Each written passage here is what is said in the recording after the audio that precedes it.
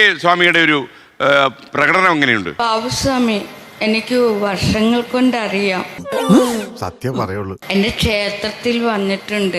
കൊട്ടാരക്കെട്ടിലെ അന്തപുരത്തിലെ മോഹം അതിമോഹം മനോഹരമായ ദിനങ്ങളായിരുന്നു.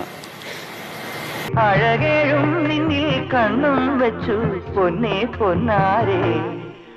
ബാബുസ്വാമി നമ്മള് നൃത്തമൊക്കെ ചെയ്തിട്ടുള്ളതാ. എന്റെ ദേവി, എന്തായി കേക്കണത്? നന്നായിട്ട് നൃത്തം ചെയ്യും ബാബുസ്വാമി. ഓ അതെ, സൂപ്പറായി. ഓക്കെ, അത് ഗംഭീരമായി. ഒരു വീക്ക് ഞാൻ വെച്ചെന്നുണ്ടല്ലോ, നീ ഒറ്റ ഒരുത്തനാ പറഞ്ഞു ഈ വിഷം മുഴുക്ക ഇവന്റെ മനസ്സിൽ കുത്തിവെക്കുന്നത്. താങ്കളുടെ തന്ത്രി കൂടിയാണോ? രാജ്യത്ത് തന്നെ നമ്മളേ ഉള്ളൂ ആ സമൂഹത്തിന്റെ തന്ത്രിയായിട്ട്.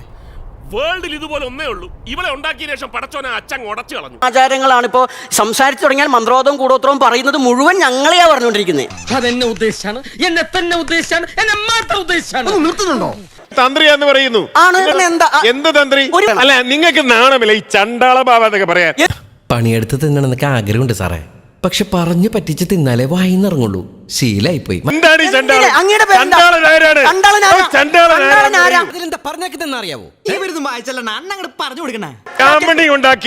ബ്രാഹ്മണ്യം ഉണ്ടാക്കിയ വൃത്തികേടിന്റെ ചാതുർവർണ്ണയത്തിൽ പോലും പെടാതെ അഞ്ചാമതാക്കി മാറ്റി നിർത്തിയ അടിമകളാണ് പഞ്ചാബ് ചാണ്ട.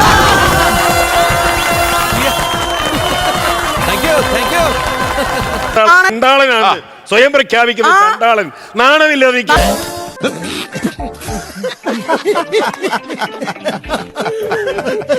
മണ്ണ് ഞങ്ങളുടേതാണെന്നും ഈ മണ്ണിലെ ദൈവസങ്കല്പങ്ങൾ പ്രകൃതിയാണെന്നും മലകളും നദികളും നിങ്ങൾ നശിപ്പിക്കരുതെന്നും പറയുന്ന ആത്മീയതാണ് എന്റെ ആത്മീയത.